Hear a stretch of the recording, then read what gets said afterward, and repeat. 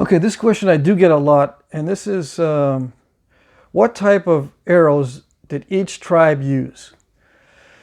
Now, uh, the further you go west, the easier that question is to answer.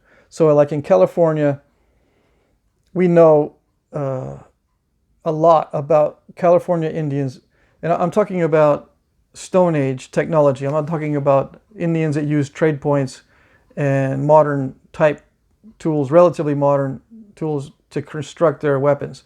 I'm talking about Stone Age technology. We don't really know in the East what they use as far as arrowheads assigned to each tribe, or the types of wood that they use for arrows or their bows. We know a little bit because we have artifacts preserved in museums and stuff, but in comparison to the amount of tribes and the comparison to the numbers of Native Americans, the artifacts we have are just extremely small. It's an extremely small sample size for what was a very large population. So it's a good question to ask, and to try to research. The best thing, the thing I can tell you for sure is that almost all tribes used triangular arrowheads during the latter bow era, 1,300 years ago to the present. Triangular arrowheads. You can't go wrong with a triangular arrowhead, no matter what the size is, with no notches, either a straight or concave base. Okay, it doesn't have to be thin, it can be thick, and that pertains to all areas. So if you're looking for a way to make something that's Stone Age technology for a certain tribe, just go with a triangular arrowhead with no notches. They're found throughout history of the bow during the woodland and Mississippian eras up to the present, in all areas among all tribes, as far as I know. Okay.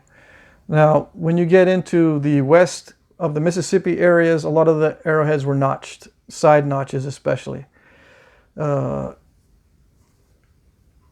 like I said, in California, we have a pretty good idea of exactly what tribes used which arrows and which arrowheads.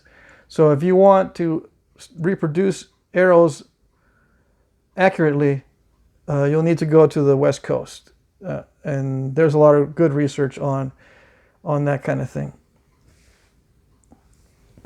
As far as fletching goes, everyone knows east of the Mississippi, the 2 fletch was very common, and west of the Mississippi, it's the 3 fletch. Okay. Now you see a lot of the preserved artifacts have feathers that were not glued to the shaft; they were just tied at the ends. That's the most common way. But there were also glued feathers on shafts. There was also windings to hold down the feathers, especially in the southern areas. I know around the southern areas of Texas and into Mexico, there were a lot of wrapping of the fletchings going on, with or without glue, usually without glue. Okay. And I think that has something to do with the lack of good quality glue, but also it gets gummed up with the feathers, and it kind of defeats the purpose. Now, yeah, I've had people ask me specifically, what did the Cherokee use and what did the Apaches use and all kind of stuff. We have a lot more information on Apaches than we do on Cherokee, and we have very little information on Abenaki or Northeastern Indians or the first Powhatans or whatever that encountered Europeans at first. So I will try to answer those questions, but usually I answer with just go with either a napped or ground arrowhead, triangular shaped, with either straight or concave base.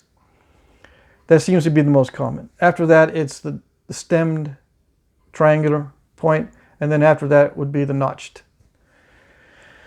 And the more simple, the thicker they are, the more complex, the thinner they are. So if it's just a triangle, it's usually pretty thick. If it's notched with fancy serrations and a needle tip, it's going to be pretty thin.